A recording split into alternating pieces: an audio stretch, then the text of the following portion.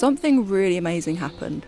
Now this is miraculous to me. I didn't think I would ever see the day that this would happen. My family has split, different people falling in and out, not speaking. A big one was the rift between my grandmother and my mum, who I'll be calling Nan from here on out. But I felt like I needed to say grandmother in case some people didn't know what Nan is. Do you all know what Nan is? My Nan and my mum stopped talking 10 years ago. There was one of them in particular that didn't show any interest in, ever seeing the other person again, and I would sort of plead with them and say, this isn't worth it, this is silly, come on. I tried for years and years, and then I just gave up, and I thought maybe I'm wrong to keep trying because it's up for them to decide. A couple of months ago, it felt like completely out of the blue. One of them, the most stubborn one, said, I'm ready to talk again. So we invited my nan to come round to my mum's garden to celebrate my uncle's birthday. And right up to the moment when she was walking into the garden, we were all questioning if it was going to happen. And I was sort of the go-between. I went out and met her to try and make it less daunting and scary and sort of brought her in. And like the moment when my mum and nan come together was obviously like this big thing that we're all like, ooh. They come together.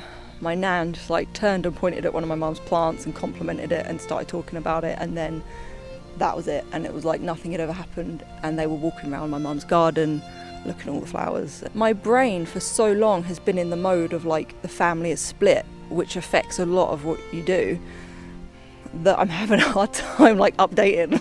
There's certain relationships within families that are centres of gravity, and they can really affect everyone else, for better or worse, depending on what's going on with them. I feel like it balances out a lot of the suffering I've gone through recently. A bunch of like really shitty things, but then there's one really good thing. Fair enough. Fair enough, universe.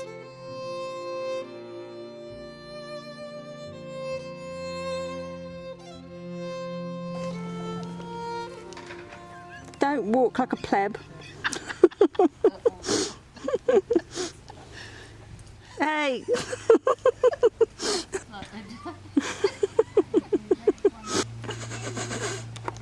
You look like you're just a dog that's just done a poo. If you watched my last video, you might remember I began this project to decorate a coal scuttle for my mum, and I didn't finish it before winter came around, and it really annoyed me.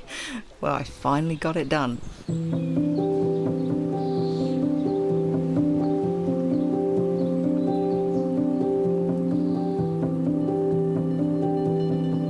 I'm currently in one of the toughest periods of my life.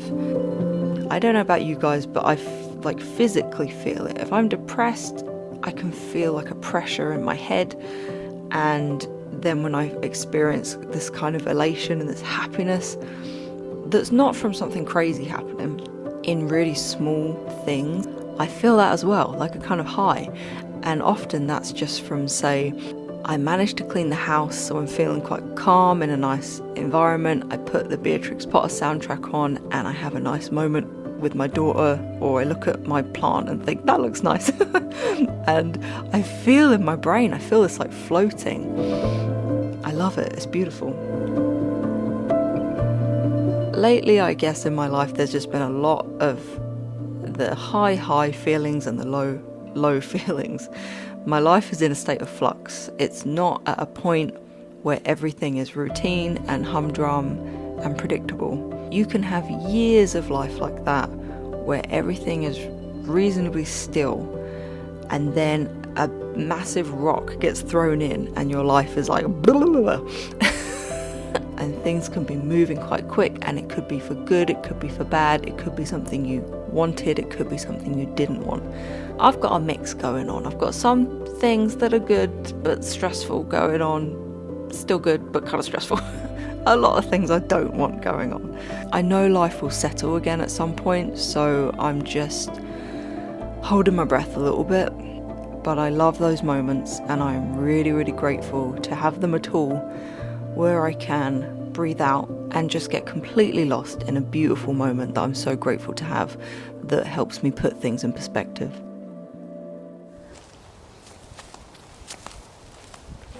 We recently got an autism diagnosis for Lana. I'm really happy for her to have got it so young. I hear so many stories of people that got it much later in life, and it can be quite distressing to grow up and not understand why your brain is a little bit different.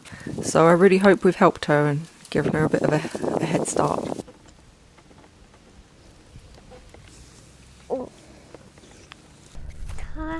Clouds.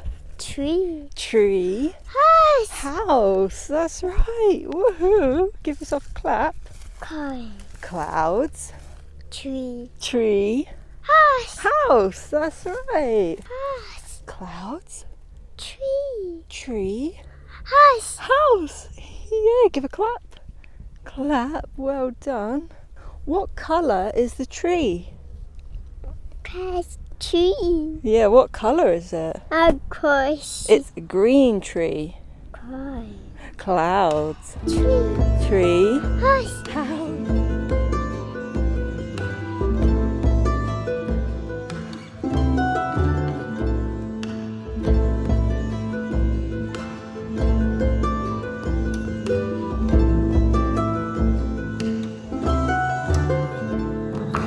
Even when life is really hard, I think there's always a reason to celebrate. There's always good things happening. I had this moment the other day where I was feeling really down in the dumps, and I just stood outside and I felt the warm sun on my face and I heard the birds singing, and then I was just overcome with this feeling of like, wow, I'm so lucky. This is amazing. As if I'm experiencing this. It's so cool. Those little moments of peace, or even when you have some difficult situation that's really stressing you out, but you have solutions, or you have people around you encouraging you, supporting you, even if all they're giving you is a kind word. There's a lot of people that don't have someone to give them a kind word.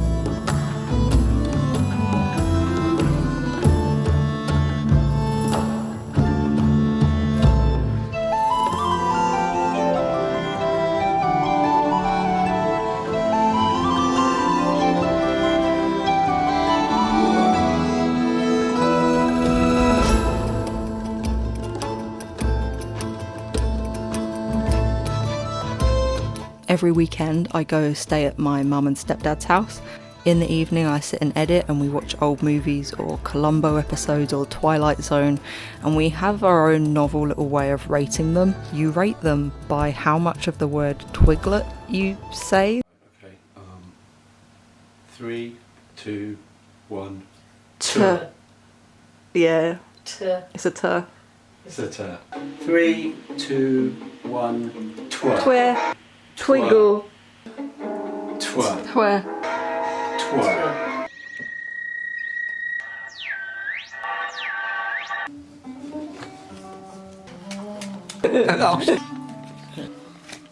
Cheers.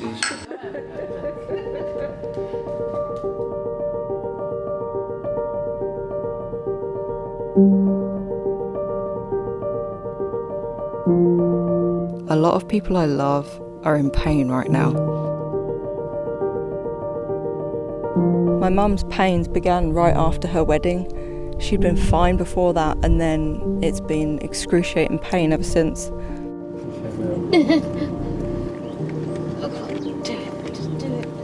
I know what you're thinking. No, Chris isn't a black widow and began poisoning her after the wedding night.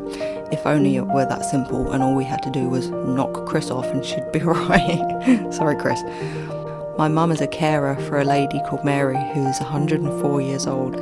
She cycles there and back 3 times a day to take care of her. Maybe cycling doesn't seem ideal for someone in pain, but she's in pain regardless what she does, and she still enjoys the cycling. She listens to the Beatrix Potter soundtrack, cycles barefoot and enjoys the wind, and even loves cycling in the rain.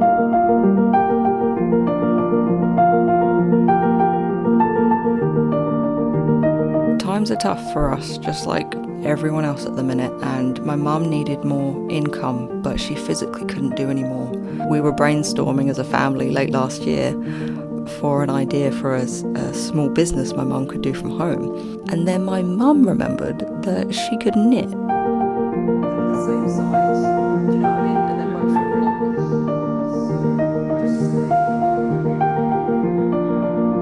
it's just a thought. There's a bit of variation in size. Do you know what I mean? So you haven't got like 2 balls.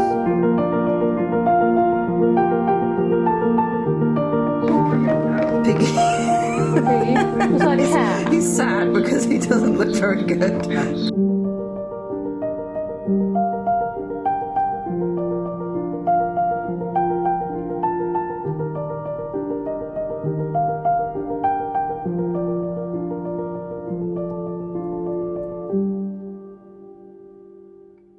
I said to her we need to come up with a brand name. She loves Beatrix Potter. We both share a crazy love for all things Beatrix Potter. I said to her, well, who's your favourite Beatrix Potter character? And she said Miss Tiggywinkle. And that's how Tiggywigs was born. Now, if you go and order something from my mum, I have to warn you, every time she gets a notification she's sold something, she kind of freaks out. And I have to remind her, it's a good thing, Mum, you want orders. She's just scared of like the pressure of doing it and keeping up with it. She has a few orders on the go at the minute, so you might be waiting a little while, but you know, everything is listed on there, how long it should take. Just, you know, she's going to be terrified. If I put this video out and she gets a bunch of orders, she's going to be happy but also terrified. Just keep that in mind and order with patience and understanding. Things at my home have been really pretty depressing, to be honest. My husband's health is the worst it's ever been. He has ulcerative colitis. The past month he's been sleeping on the floor in the living room on a mattress to be closer to our only toilet. He's been in a lot of pain, and our living room is tiny, so me and Lana have like a very small space that we sort of sit next to him and we play. And he's been laying there in pain all day, drifting in and out of sleep. And I have been saying to him every day, you need to go to hospital, you need to go to hospital, but he was really scared. His father had a pretty bad experience in hospital not long before passing away, so I think that was part of the reason why. But today, actually, as I record this today, he went into hospital and he's going to be there a little while. He needs a blood transfusion, among other things. I'm away at the minute with my parents, so I was watching on the Ring doorbell cam as the ambulance turned up and took him away, and it was quite surreal. His absence in all of the family videos with us for the past few years is really loud. It's really sad. It's really sad.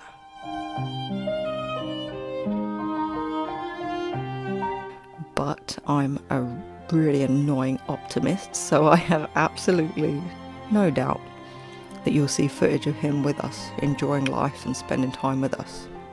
Eventually, you will. I always say to him, like, don't doubt me. I say things are going to happen and things happen. It might take me a while, but I'm going to make it happen and you're going to be okay. And you're going to come out with us and we're going to go to the beach and we're going to walk through fields, and I won't let you not be okay. And you know how stubborn I am.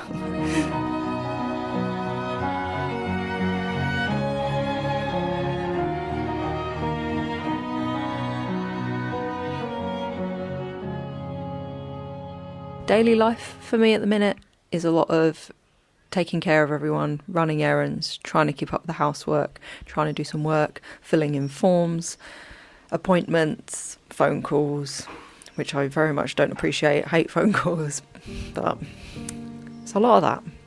Alex hates to have to lean on me. We're quite traditional in the family life that we wanted and did have.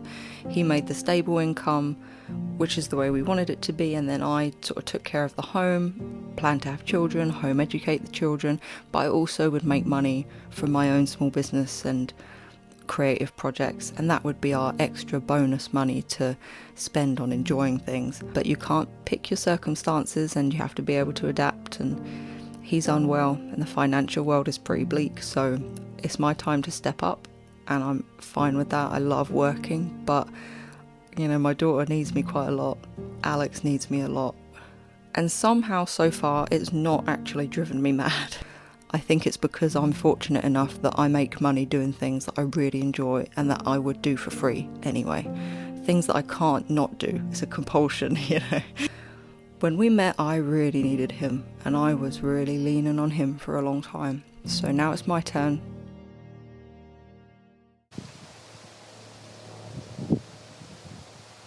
I got my fringe cut back in, and as you can see it's like pushed to the side because I was feeling like crap about how I looked.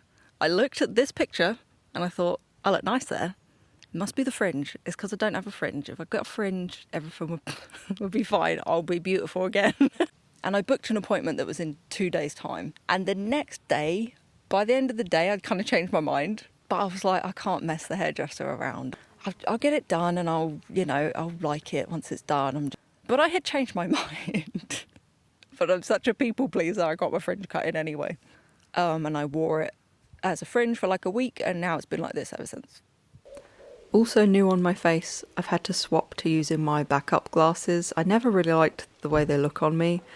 I'm kind of getting used to them now, I suppose, just because I have to, because my favourite ones broke.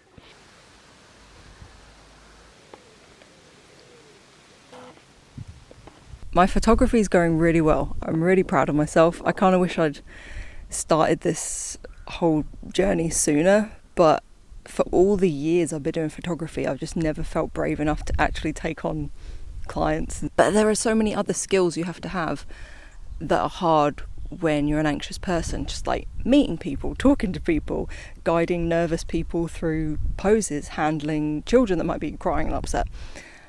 And now, for the most part, I feel like stupidly confident about it. Every now and again I get a shoot that's hard and sort of takes me by surprise for whatever reason, but I always see it as a good thing, because I always think that has to happen sooner or later. I've got to have some things that don't go to plan, and it's a chance for me to learn and be better prepared in future. I'm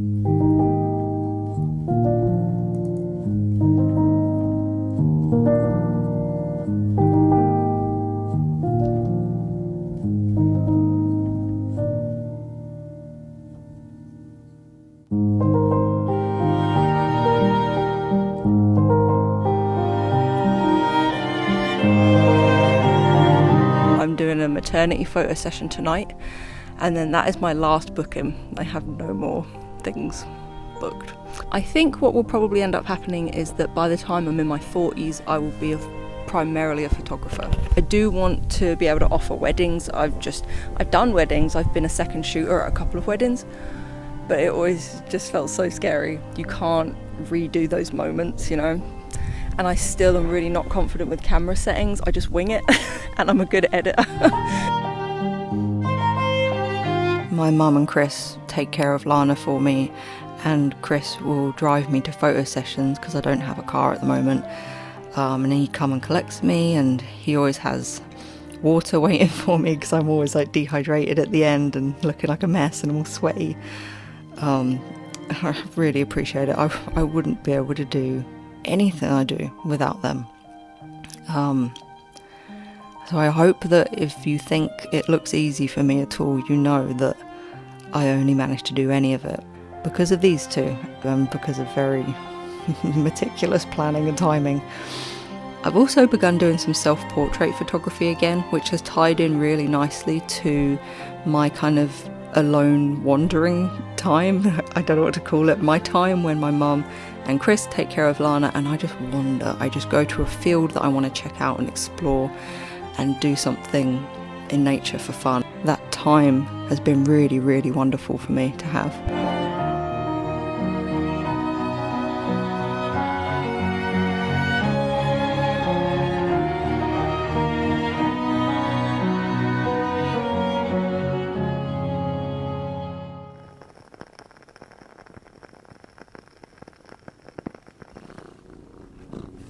It's really strange being at home without Alex, especially in the evenings. I look forward to my time not being a mum and I just kind of switch off for a little bit in the evenings, but it's just silent. You know, there's no one here to cuddle and to look at memes with, and I mean there's Tucker, but he doesn't appreciate memes in the same way as Alex does.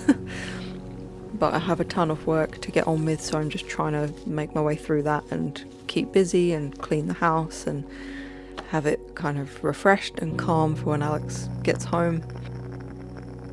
So I closed my shop Little Doe a while back because I just felt like I needed to take a little self-care break, even though it was going to really hurt financially. I'd started making mistakes, the orders were getting out really slow and I was just a bit frazzled and I knew I needed to just rest. The time when I planned to return to the shop was approaching and my life was just getting crazier and crazier and more stressful, and so it stayed shut a lot longer than I expected. When I reopen, realistically, I'm still going to be a bit slow, but that's just the way it is and there's nothing I can do about it. But I figure that as long as I'm upfront with the customers and they're aware, then it should be okay. Even though it can be quite stressful to have orders in your mind all the time that you need to do, I do still really miss it. I just love the creative challenge of making a whole new batch every month. I'm amazed I've managed to do it this long. I think it's good for me, as well as helping me support my family. It's just really good for my soul in ways I can't explain. At the minute, something that is just really like taking over me is this urge when I see something in the distance, like over there's this huge thing of sunflowers. I'm kind of blind, I can't quite make it out, but in the middle of this field there's just randomly a load of sunflowers. And my heart's just like, we have to go there. And I just want to walk for miles and explore little nooks and crannies. I've always loved walking, but I've been walking a lot more and trying to hunt for beautiful spots for my photography when I'm location scouting. And on the occasion when my mum can look after my daughter, like now, and I can go out on my own and be literally in the middle of nowhere, just with the clouds, maybe a little noisy plane every now and again, there's just nothing like it.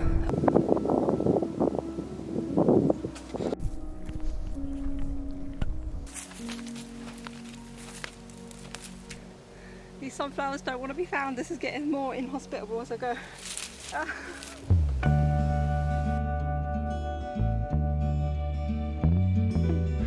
Bolts of lightning, pouring rain, crescent moon has taken itself far away to lay down. One more lazy dream. I want to read a poem to you that I really like. I found it earlier this year and I think about it often at this point in my life. It's called Prayer in a Garden by Eva Sparks Taylor.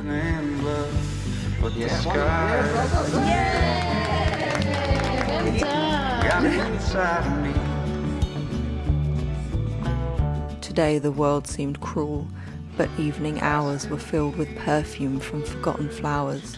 I saw again familiar filigree of moonlight through my lacy lilac tree.